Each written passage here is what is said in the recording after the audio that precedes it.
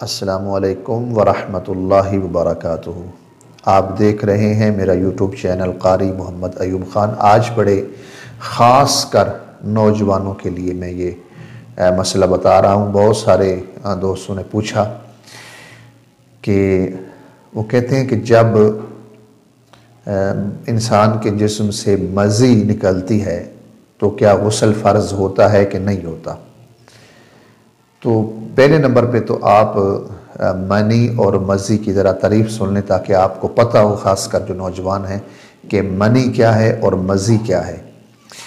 इंतशार की हालत में जब इंसान ख्वाहिश के नफ्स ख्वाहिश यानी शहवत के साथ इंसान के उज़्व ख़ास से जब कोई शय टपक कर जब बाहर निकलती है और उसके बाद शहवत ख़त्म हो जाती है, उसको मनी कहते हैं।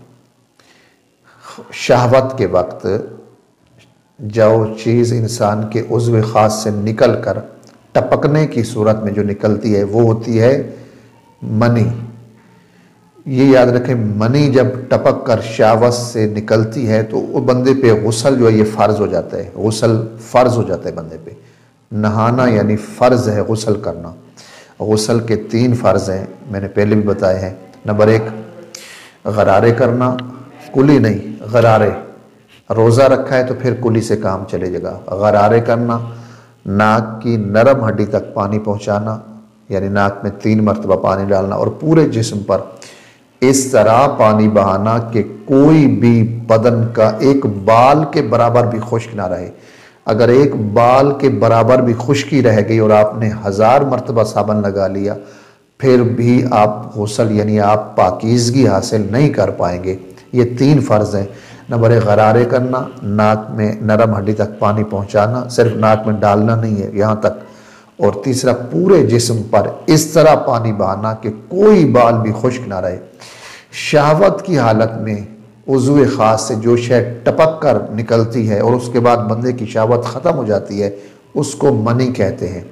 उससे पहले शहवत की हालत में उस वक्त से पहले जो पानी निकलता है, माइल से कलर का एक पानी निकलता है, उस पानी को मज़ी कहते हैं। उससे शहवत में मज़ीद जो है ना तेज़ी आती है। वो पानी होता है ऐसा कि जिससे तेज़ी आती है। एक सूरत हाल में वो इसलिए भी होता है कि अब साइंस से कहती है कि वो आना इसलिए भी बेहतर है कि वो मनी के इखराज को आसान बना देता है।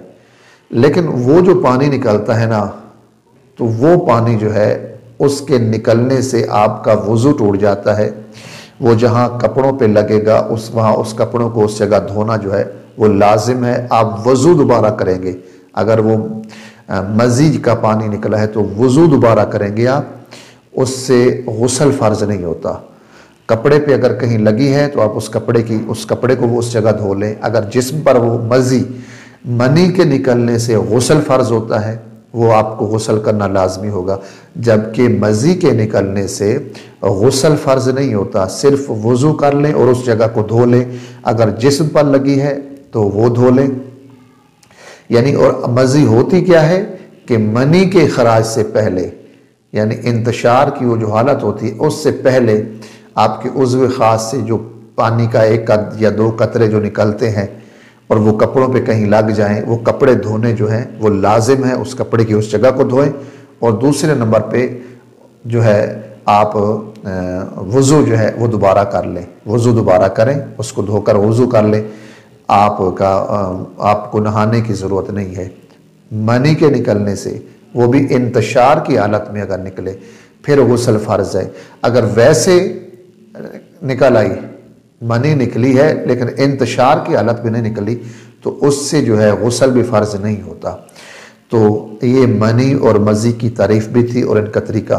किसी सहाबी के बारे में ये आता है कि वो बहुत ज़्यादा नहाते, तो आप सस ने पूछा कि वजह क्या है। कहा जी या रसूलल्लाह ये सूरत हाल है, यानी मज़ी जो है वो निकलती थी।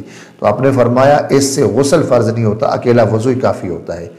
तो मज़ी का पानी अगर कपड़ों पे लग जाए उस कपड़े को वहाँ धोना लाजिम है और फिर वज़ू करें दोबारा।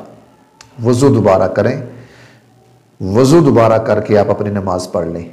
जबकि मनी इंतशार की हालत में अगर निकलती है, यानी जो टपकने की सूरत होती है, उस सूरत में आप पर गुस्ल फ़र्ज हो जाएगा। ये नौजवान खुसूसन जो है ये ख्याल क्या करें, ये सुने मसला, नहीं समझ आई तो दोबारा सुने, आपको मनी और मज़ी का फ़र्क भी पता चलेगा और इन किस पे गुस्ल, किसकी वजह से गुस्ल फ़र्ज होता है और किसकी वजह से फ़र्ज नहीं होता वो भी पता चलेगा। तो ये है कि मज़ी की निकलने की सूरत में आप पे गुस्ल फ़र्ज नहीं होता, सिर्फ वज़ू कर लें और कपड़े पे जहाँ लगी है वहाँ जो है उस कपड़े को भी धो लें, आप उसके बाद नमाज़ पढ़ें तो आपकी नमाज हो जाएगी। दुआ है अल्लाह ताला हम सबको इल्म नाफ़ी अता फ़रमाए, आमीन। व आखिर दावाना अनिल हम्दुलिल्लाहि रब्बिल